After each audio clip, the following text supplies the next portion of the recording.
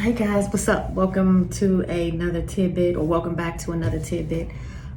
Today we're going to be talking about tips on how to take your Security Plus exam.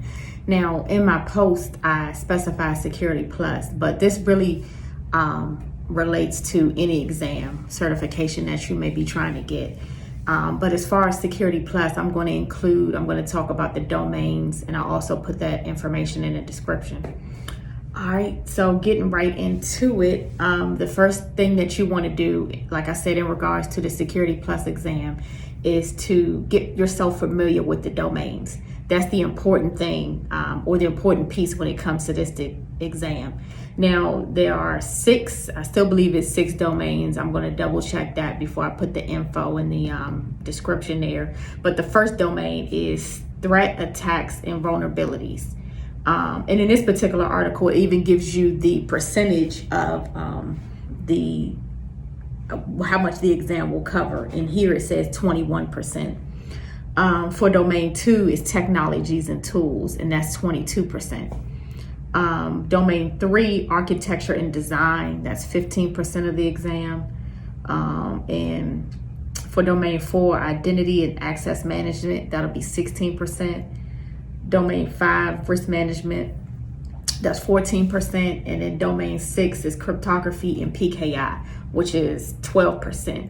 Now, for me, that was the toughest domain right there to understand and comprehend. And just to get the information down. The more technical it is for me is the harder to digest. So, and I consider that would be the cryptography part, and PKI not so much, but cryptography was one that it took me a while to get. So it actually took me 2 times. I took the exam the first time and I failed it. It was pretty close. And then the second time I got it and was shocked. Like, I didn't even realize I was so out of it from studying and all that kind of stuff that I was like, I probably didn't pass it again. And then when they told me, I'd like to run around screaming. So anyway, and for me at the time, it was a requirement. And like some of you guys that either may be trying to get into the field or are in the field, and they're saying, hey, you need to get some kind of cert. This was what it was at the time. Now I think they're requiring folks to go even higher to get a CISSP, maybe even a CAP. The CAP is not so bad, but that CISSP, I've been there and done that, and I don't think I'm going back. So I personally have the Security Plus, and I have the CASP, which is the Security Practitioner cert, and that qualifies me that covers me for levels, I believe 1, 2, and 3, or probably just 2 and 3. So, sometimes you'll find where they say, oh, you need a CISSP to meet this. No, you don't. You can get this cert and you'll be fine. When it comes to the CISSP, that's really for managers. That's a managerial level cert. But somehow or another, ISC Square has been very good at marketing, and they've, made it so where they're requiring just the workers, the ISOs or the assessors or the engineers to get that type of cert.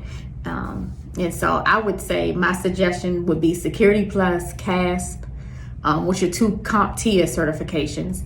And then you have the CAP, and that is ISC Square. But again, that's a lot easier, especially if you're already in the field. You're doing those things every day anyway. The RMF Step 6, risk management framework Step 6. Those are things that you're doing already anyway. So you're familiar with that territory. And the other one I would suggest, if you're, is the CIH, and that's the,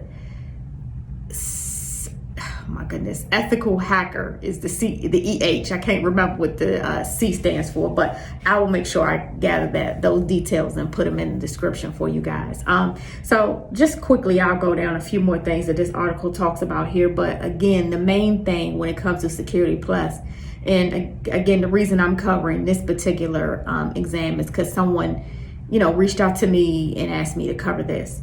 So you also want to create a study plan. I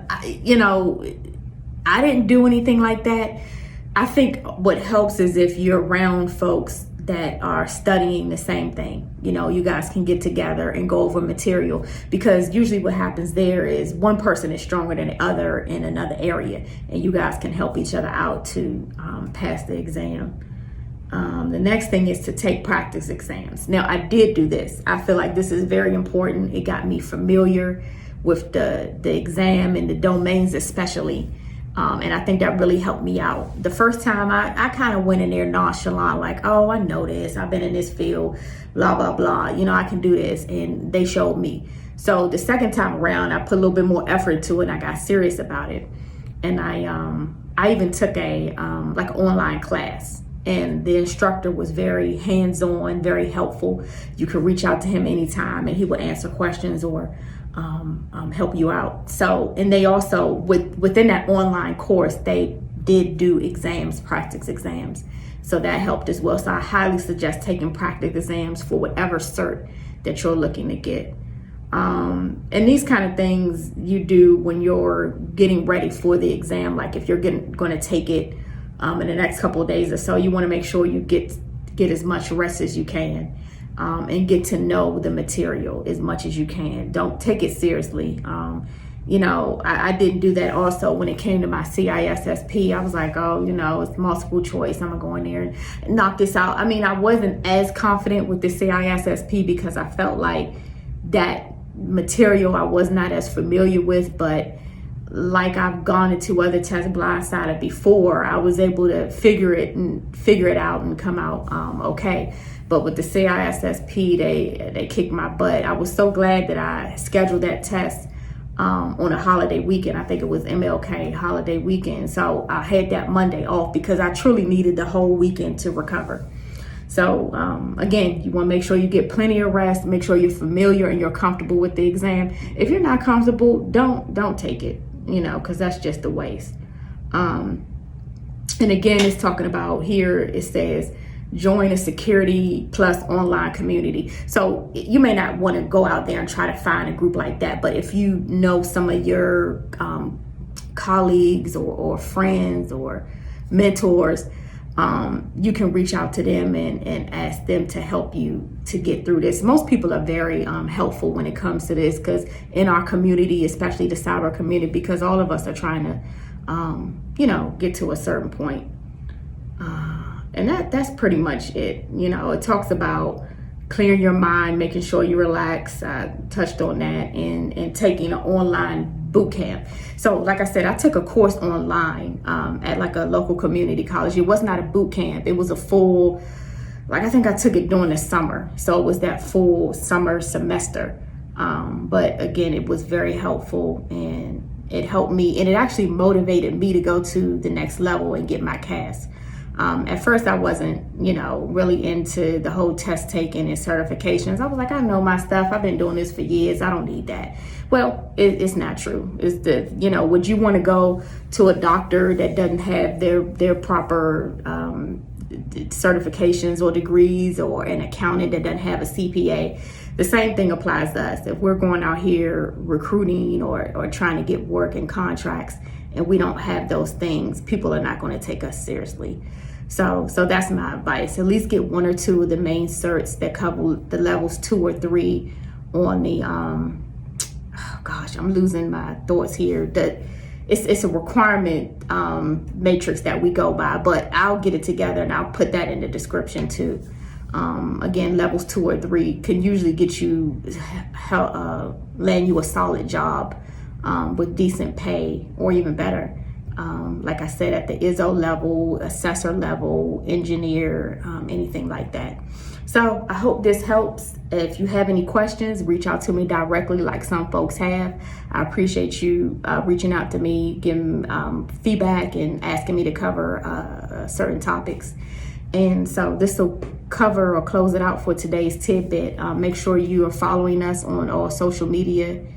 Instagram, Twitter, and Facebook is Alde Security, ALDE Security.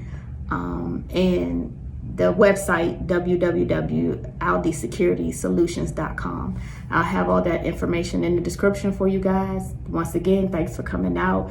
See you next week. Make sure you subscribe to the page, like and share, and click the notification bell to know when I post. See you.